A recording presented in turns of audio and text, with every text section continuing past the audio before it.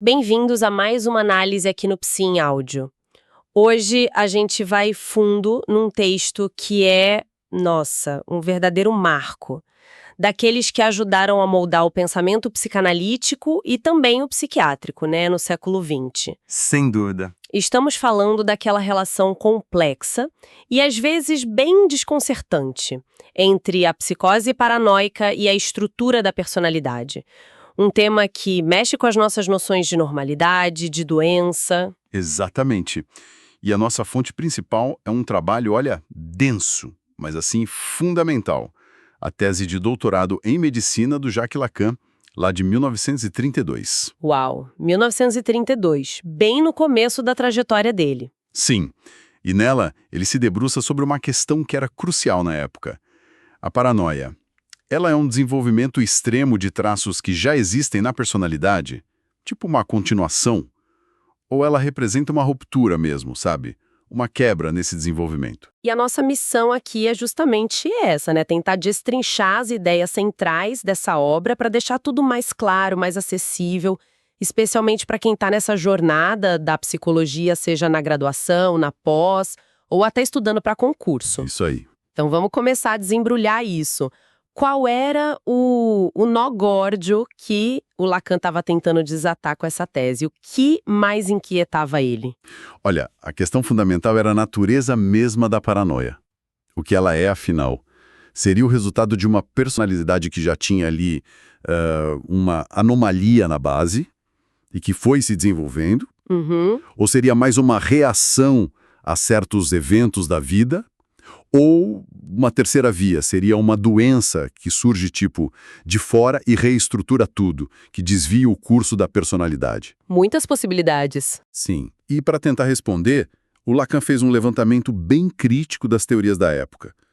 Ele foi olhar para as escolas francesa, alemã, italiana, buscando entender como tinham chegado a isolar esse grupo das psicoses paranoicas e, principalmente, se essa separação fazia sentido, se ela se sustentava clinicamente. Faz sentido.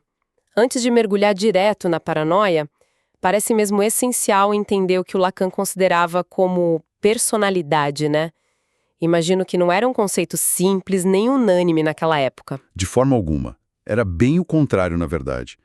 O Lacan critica justamente a falta de rigor, sabe? A multiplicidade de sentidos que o termo personalidade tinha na psiquiatria de então. Cada um entendia de um jeito. Exato. E ele argumenta que era preciso ir além das definições meio vagas, que vinham da metafísica ou do senso comum. Aquela ideia de personalidade como uma unidade, uma continuidade que garante a responsabilidade pelos atos, sabe? Sim, a ideia do eu coeso. Isso. Ele queria buscar uma definição mais objetiva, ancorada em fatos que a gente pode observar e na história concreta do sujeito. E como ele propôs fazer isso? Bom, ele propõe analisar a personalidade a partir de 3 eixos, que estão interligados, claro. O primeiro seria o desenvolvimento biográfico. A história de vida da pessoa. Exato. A história concreta com suas fases, os eventos marcantes e, muito importante, as relações compreensíveis que se tecem ao longo dessa história. É o que a filosofia alemã chama de Erlebnis, né? A vivência singular de cada um. Ah, a história vivida com aquele significado pessoal faz sentido. Isso. O segundo eixo é a concepção de si mesmo. Isso inclui as atitudes da pessoa diante da vida, como ela pensa sobre si mesma, sabe? As imagens que ela constrói de si podem ser ideais ou, ao contrário, desvalorizadas, e como essa autoimagem vai mudando, evoluindo. Uhum. A relação consigo mesma. Perfeito. E o terceiro eixo é a atenção nas relações sociais. Aqui a gente olha para como a pessoa se coloca no mundo social, a autonomia dela, os laços éticos que ela estabelece, o senso de responsabilidade que ela demonstra e que também é atribuído a ela pelos outros. Entendi. Então, para o Lacan, personalidade não é só tipo um conjunto de traços fixos, um rótulo. É algo bem dinâmico, né? Que se constrói e se mostra na história pessoal, no jeito como a pessoa se vê e nas interações sociais dela. Exatamente. Isso parece bem diferente daqueles outros conceitos tipo constituição ou caráter, que às vezes soam mais deterministas, mais fixos. Sim, e o Lacan diferencia bem. A personalidade, como a gente viu, se desenvolve com o tempo. Ela é influenciada pela educação, pelas experiências, pelos encontros da vida. Já a noção de constituição, como aquela tal constituição paranoica que descreviam na época, com traços de orgulho, desconfiança, juízo falso, inadaptação, Uhum. essa era vista por muitos como algo mais inato, quase biológico. Mas o Lacan questionava o valor explicativo disso. Primeiro, como definir essa constituição de forma clara, unívoca? Segundo, como separar o que é herdado do que é aprendido? Aquele debate clássico, nature versus nature, né? Sim, sempre presente. Para ele, o conceito de personalidade era muito mais rico e clinicamente útil, justamente por estar ligado à história compreensível do indivíduo. E essa definição mais dinâmica de personalidade ligada à história abre caminho para outro conceito importante que o Lacan trabalha na tese, que é o de psicogênese, certo? Como ele define isso? Sim, está tudo conectado. A partir dessa concepção de personalidade, ele vai definir o que seria um sintoma psicogênico. E aqui não é só dizer que algo é causado pela mente de forma genérica, sabe? Tem mais coisa aí. Tem. Para o Lacan, um sintoma psicogênico, seja ele físico ou mental, é aquele cujas causas, a manifestação dele e até mesmo o tratamento estão diretamente ligados aos mecanismos complexos da personalidade, ou seja, a história vivida, a autoimagem, a situação social daquela pessoa. Ah, então quer dizer que um evento externo, sei lá, um trauma, por exemplo, não causa um sintoma psicogênico por si só. É o significado que esse evento ganha para aquela pessoa específica, dentro da história dela e das relações dela, que o torna patogênico. Precisamente. É isso. O evento só se torna traumático ou só funciona como desencadeante por causa da ressonância que ele tem com a história prévia do sujeito, com os conflitos que já estavam ali latentes, com a forma como ele se vê e se relaciona. Entendi. E tem mais. O próprio sintoma, por mais estranho que possa parecer, pode ser uma forma de expressar essa história, um desejo que foi recalcado, ou até ter um valor de comunicação, mesmo que inconsciente para os outros. Nossa. E por isso, o tratamento também teria que passar por modificar a situação vital do sujeito, ou pelo menos a forma como ele percebe e reage a essa situação. Teria que atuar sobre a personalidade. Isso muda muito a perspectiva sobre o sintoma, né? Ele deixa de ser só um problema e ganha um sentido, uma história por trás. Exatamente. E como é que as escolas psiquiátricas da época do Lacan viam essa relação entre a paranoia e a personalidade? Você mencionou que não tinha consenso, né? Longe disso. Era um debate bem acalorado. Dava para ver, assim, grosso modo, duas grandes correntes de pensamento. Quais eram? Uma delas via a paranoia como um desenvolvimento da personalidade. Aqui a gente tem figuras importantes como o Kraepelin, por exemplo. Ele via a paranoia como uma espécie de exagero, uma deformação de tendências que já estariam presentes na vida normal. Como assim? Tipo, um delírio de grandeza seria a continuação patológica de planos ambiciosos que a pessoa já tinha na juventude, sabe? Já na escola francesa, nomes como Serius e Capgras também falavam em desenvolvimento, mas o foco deles era mais nos fatores ditos constitucionais. Aqueles traços de orgulho, desconfiança. Isso. O tal orgulho, a desconfiança, o juízo falso. Esses traços formariam uma base afetiva que acabaria distorcendo a interpretação da realidade. O mecanismo de interpretar seria o mesmo de uma pessoa comum, tipo, a lógica estaria ok, mas o resultado seria delirante por causa dessa base afetiva alterada que contaminaria a interpretação. Entendi. A interpretação seria normal na forma, mas o conteúdo seria distorcido pela afetividade constitucional. Isso. De Clérambault, por exemplo, um nome importante na França, focava muito nos postulados passionais, tipo o orgulho na erotomania, como sendo o motor inicial que disparava o delírio. Ok, essa é uma visão. E a outra corrente? A outra tendência enfatizava mais os fatores reacionais. Aqui o destaque vai para a escola alemã, principalmente com o Bleuler. Ele criticava muito essa ideia de um defeito intelectual primário na paranoia. Para ele, o problema central não era a lógica, mas a afetividade. A emoção no centro. Sim. E os mecanismos que ele chamou de catatímicos, ou seja, mecanismos impulsionados por emoções fortes ligadas a complexos de significado pessoal. Para Bleuler, O delírio seria um erro de julgamento, até parecido com os que acontecem em estados passionais normais, só que ele se tornaria incorrigível, fixo, por causa de um estado afetivo, crônico e muito intenso. E nessa linha, o Galp descreveu casos de paranoia abortiva. Eram quadros mais leves, às vezes até curáveis, que surgiam em personalidades mais ansiosas e escrupulosas, que ele chamava de psicastênicas, como uma reação direta a eventos específicos da vida. E é nesse contexto que entra a contribuição do Kretschmer, com o delírio sensitivo de referência, né?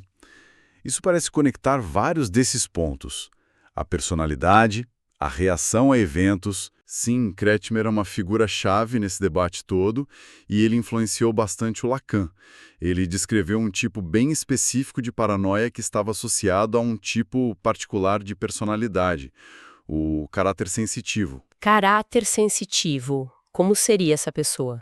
Seria alguém mais introvertido, com um senso ético muito forte, ambicioso, mas ao mesmo tempo inibido, com dificuldade em descarregar os afetos, sabe? Aquela pessoa que tende a guardar mágoas, a remoer humilhações. Uma combinação interna meio conflituosa, então. Exatamente. Uma tensão interna grande. E o Kretschmer observou que essa pessoa, ao viver uma experiência muito específica, geralmente um fracasso moral ou uma humilhação social... Tipo o quê? Sei lá, uma acusação injusta no trabalho, uma falha em cumprir um dever importante, algo que ferisse esse senso ético forte. E, frequentemente, isso acontecia num estado de exaustão física ou psíquica. O corpo e a mente no limite. Isso. Nessas condições, essa pessoa poderia desenvolver o delírio de referência.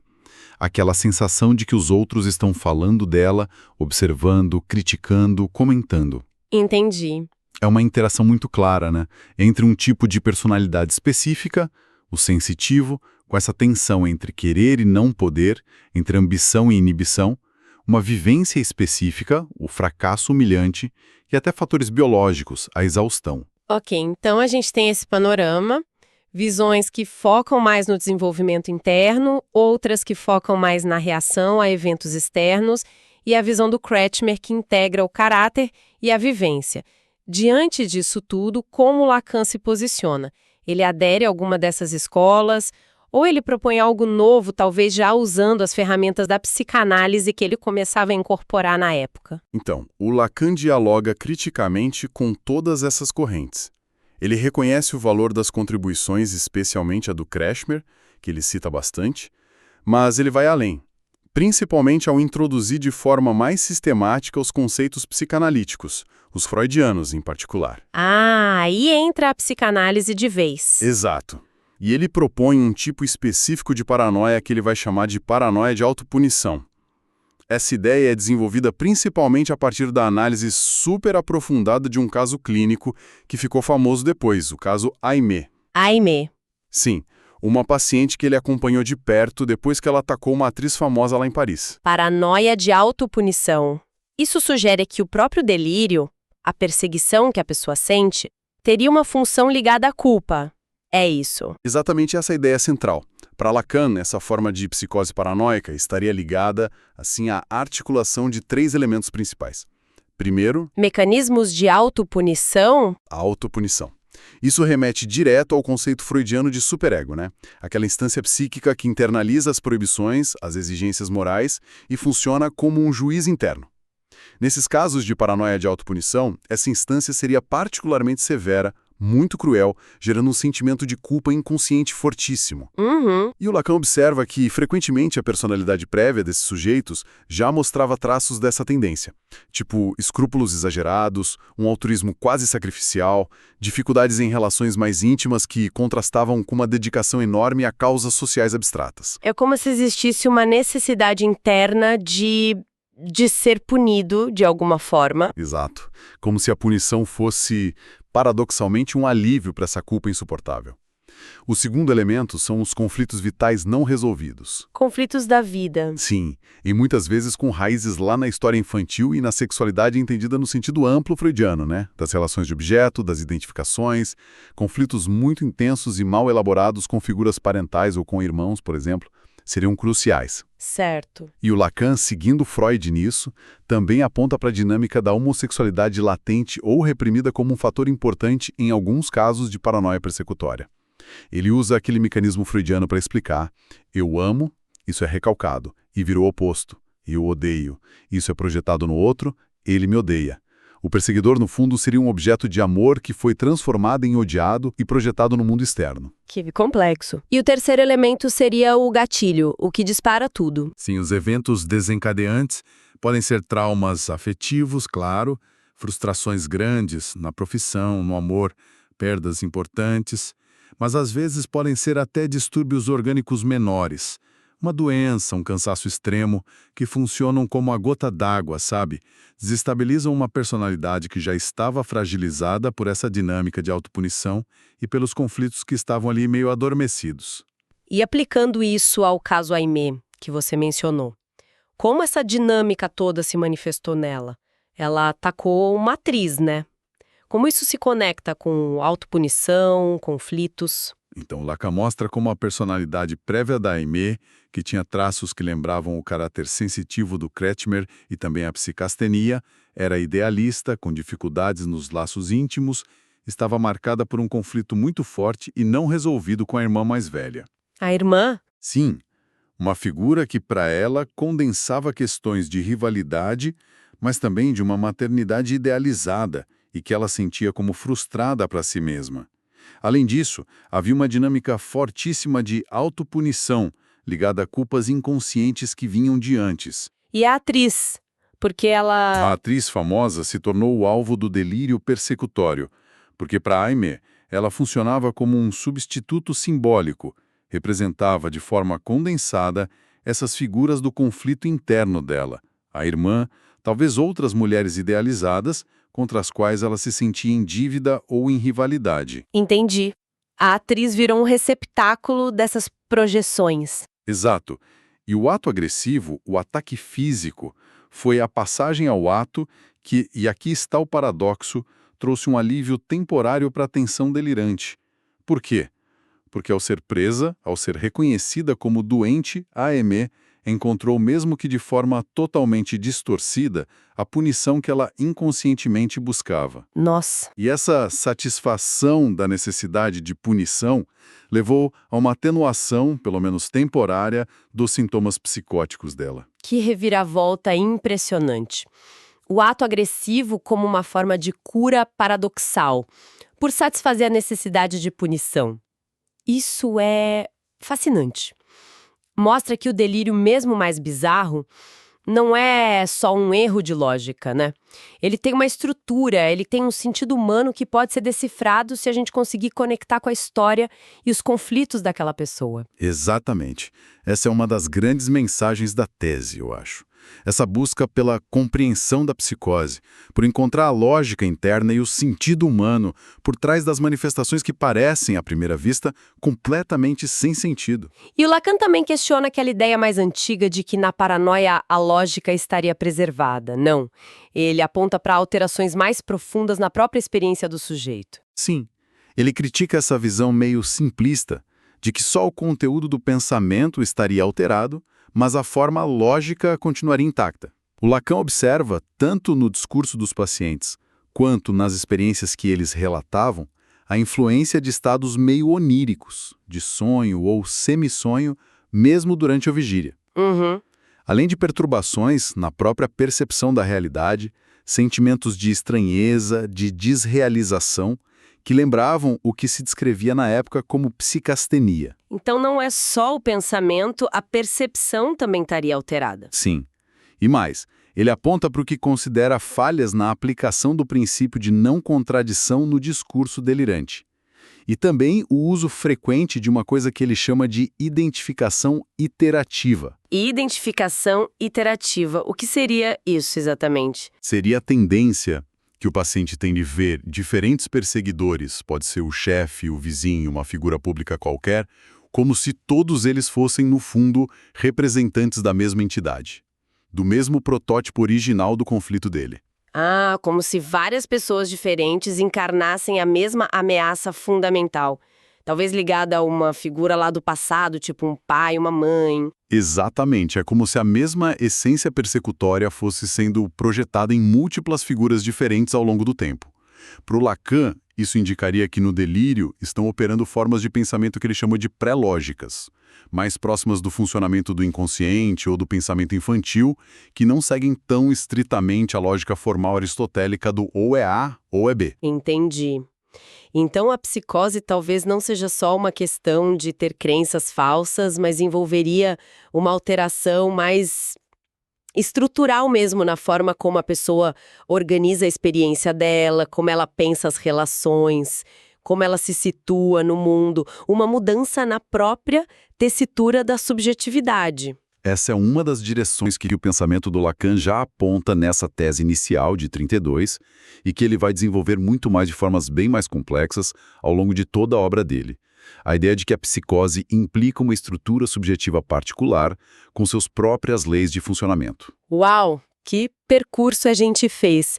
Essa tese do Lacan de 1932 realmente nos oferece uma visão da paranoia de uma complexidade impressionante para a época, né? Ela deixa de ser vista só como um erro da razão ou uma doença puramente orgânica. Sim. Para se revelar como algo profundamente enraizado na história pessoal, nos conflitos inconscientes, nas dinâmicas familiares e sociais e nesses mecanismos psíquicos tão poderosos como a autopunição. Sim, é um convite, né? Um convite a ir além da superfície dos sintomas e buscar compreender a psicose na sua dimensão humana, singular.